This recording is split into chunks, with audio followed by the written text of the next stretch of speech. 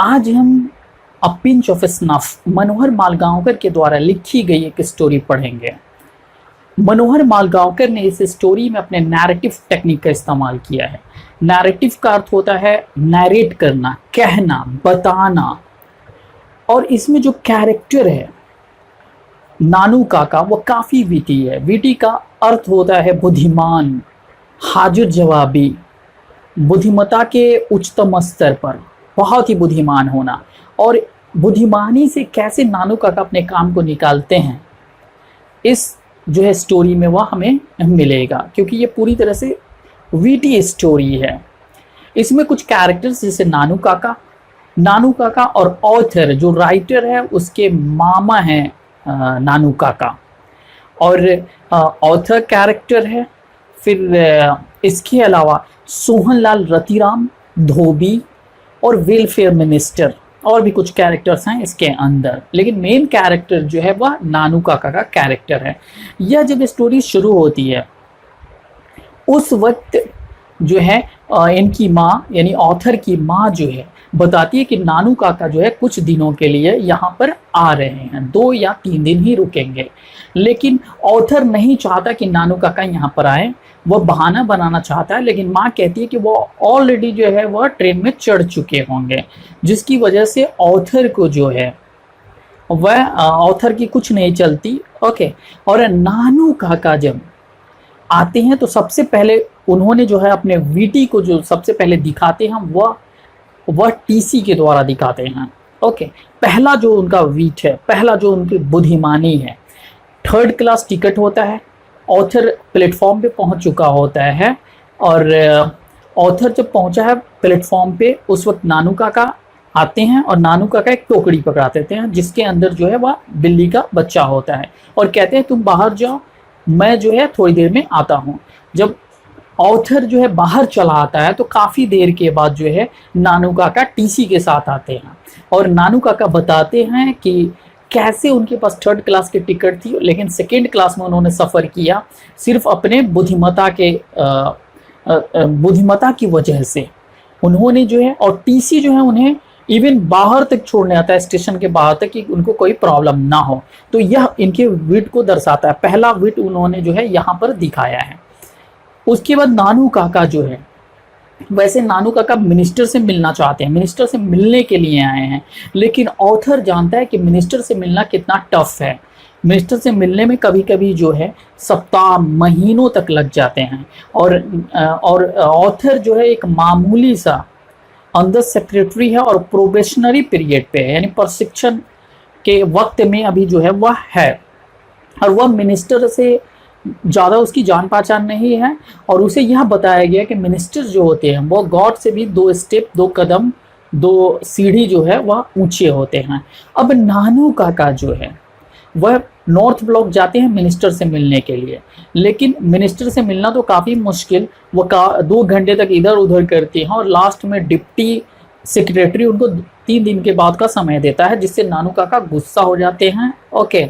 और नानू काका जब बाहर निकलते हैं तो जो है एक कार जिसमें काफ़ी हॉर्न जो है उसका ड्राइवर बजाता रहता है, और वह हाथ हिलाता है ऑथर की तरफ। तो ऑथर की तरफ जब हाथ हिलाता है तो नानू काका पूछ देते हैं ये कौन है। तो नानू काका बताते हैं, नानू काका को बताया जाता है कि यह रतिराम है, रतिराम। और यह जो है बरकत अली जो एम्बेसडर, राजदूत है, ये उन्हीं के यहाँ ट्रेड कमिश्नर बन के मीन्स आने वाला था, लेकिन जो है बहुत सारा चीज़ ख़त्म हो गया, जिसकी वजह से नानू काका को एक क्लू मिलता है। और नानू काका जो है अब सोहनलाल रतिराम, जो रतिराम का जो फादर होता है वो पार्टी बॉस होता है दिल्ली का, तो इन्होंने अब दूसरा अपना विट दिखाया, और वो मिलने के लिए सोहनलाल रतिराम के पास पहुंचते हैं। और दूसरे कमरे में जब उन्हें बैठाया जाता है, सोहनलाल रतिराम जो है वो हुक्का पी रहा होता है उस वक्त, और नानू काका जोर जोर से बोलते हैं, बरकत अली के बारे में बोलते हैं, जिसकी वजह से वह सुनकर सोहनलाल बाहर आता है और इनसे मिलता है, और दोनों काफ़ी देर तक बातचीत करते हैं। और इसी बात के दौरान वह जान लेता है कि जो सोहनलाल रतिराम जो है उसका बेटा, उससे शादी जो है वेलफेयर मिनिस्टर की बेटी से होने वाला था, लेकिन अब जो है वो टूट चुका है और दोनों दोस्त होने के बावजूद अब दुश्मन हो चुके हैं, क्योंकि उसे कोई राजकुमार चाहिए और यह बात बताता है। और यहाँ पर जो है सोहनलाल रतिराम इनसे नानू काका से इसलिए भी मिलता है क्योंकि वह सोचता है कि हजरत बरकत अली से इनकी जान पहचान है जो एम्बेसडर में, तो हो सकता है ये मेरा काम जो है बन जाए, मेरे बेटे का काम बन जाए इसकी वजह से। लेकिन नानू काका जो है बीच में जो है यह जानकारी ले लेते हैं बरकत अली के, जानकारी ले लेते हैं वेलफेयर मिनिस्टर के बारे में कि वेलफेयर मिनिस्टर जो है अब अपनी बेटी की शादी किसी निनौर जो है, निनौर एक छोटा सा स्टेट है, वहाँ के वहाँ का जो प्रिंस है उससे यानी करवाना चाह रहे हैं, यानी वहाँ के लड़के से करवाना चाह रहे हैं। तो नानू काका को जब ये पता चल जाता है तो नानू काका फिर प्लान बनाते हैं कि अब जो है वेलफेयर मिनिस्टर से कैसे मिला जाए, और इसके लिए इन्हें एक बड़ी गाड़ी की जरूरत होती है। फिर उन्होंने जो है अपने विट, अपने बुद्धिमानी का इस्तेमाल किया, और बुद्धिमानी का इस्तेमाल करते हुए उन्होंने जो है एक गाड़ी, जो काफ़ी बड़ी गाड़ी, आउटलैंडिश कार, उसको वो चाहती कि ट्रायल पर हम लें उसे, और उसे हम ट्रायल पे लेते हुए हम जाकर मिलने मिनिस्टर से।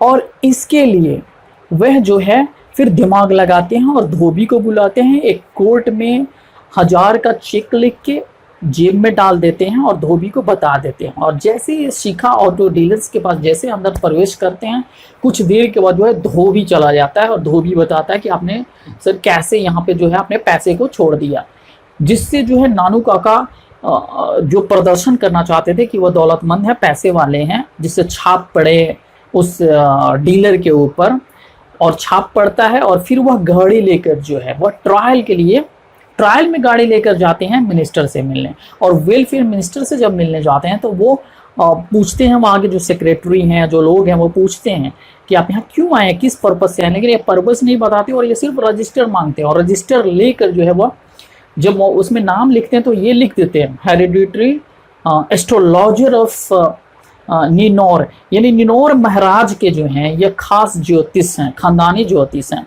जिसकी वजह से इनका छाप वहाँ भी पड़ता है। और वेलफेयर मिनिस्टर जब ये चाय खत्म कर रहे होते हैं, चाय खत्म कर चुके होते हैं, तो वेलफेयर मिनिस्टर खुद इनसे मिलने आता है, और मिलने के बाद जो है जब इनका काम खत्म हो जाता है तो ये वापस लौट जाते हैं। ऑथर कहता है मुझे यह समझ में नहीं आया कि नानू काका यहाँ आए किस पर्पज से थे। और जब वो लौट जाते हैं तो ये ऑथर सोचता है कि अगर मिनिस्टर को पता चल जाए कि नानू काका जो है निनौर के 100 मील की दूरी तक कभी नहीं गए तो प्रॉब्लम खड़ी होगी। लेकिन फिर सोचता है कि नानू काका इस स्थिति को संभाल लेंगे, और ऑथर ये भी सोचता है कि जब ऐसी स्थिति आए तो मैं कहीं दूर रहूं।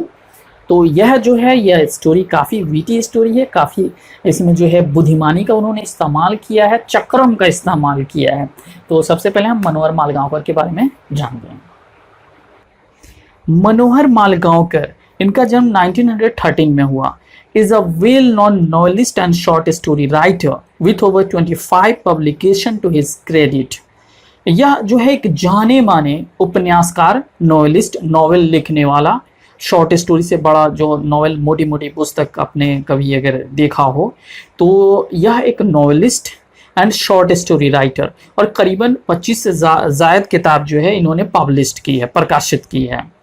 His important works include distant drum, the princes, a bend in the Ganges and the Bombay beware. इनके जो कुछ इंपॉर्टेंट वर्क हैं उसमें distance drum, the princes, a bend in the Ganges and Bombay beware है। Okay, the present short story a pinch of snuff taken from contemporary Indian short stories in English is full of wit and adventure. यह जो वर्तमान जिस story का हम अध्ययन करने जा रहे हैं, पिंच ऑफ स्नफ, यह स्टोरी जो है contemporary Indian short stories in English जो इनकी बुक है, उसी बुक में एक स्टोरी जो है यह भी स्टोरी है, और यह स्टोरी पूरी तरह से जो है हाजिर जवाबी और साहस से भरा हुआ है। ओके, इसके अंदर जो है काफ़ी विट है, बुद्धिमता है, इसके अंदर एडवेंचर है, साहस है। The readers excitement is built up through the accuracy and the profound comedy of Malgaonkar narrative. यहाँ पे जो रीडर्स जो हैं, जो पढ़ने वाले रीडर्स, उनका एक्साइटमेंट पूरी तरह से यहाँ पे बढ़ जाता है, क्योंकि यह जो है मनोहर मालगांवकर का जो नैरेटिव है वह काफी महान है। नैरेटिव कहते हैं किसी भी स्टोरी को जब हम नैरेट करते हैं, कहने की जो कला है, तो नैरेटिव टेक्निक जो है, बताने की जो कला है मनोहर मालगांवकर की, वह बहुत ही महान है, बहुत ही प्रोफाउंड है, जिसकी वजह से रीडर्स जो हैं इस स्टोरी को पढ़ने में काफी आनंदित होंगे।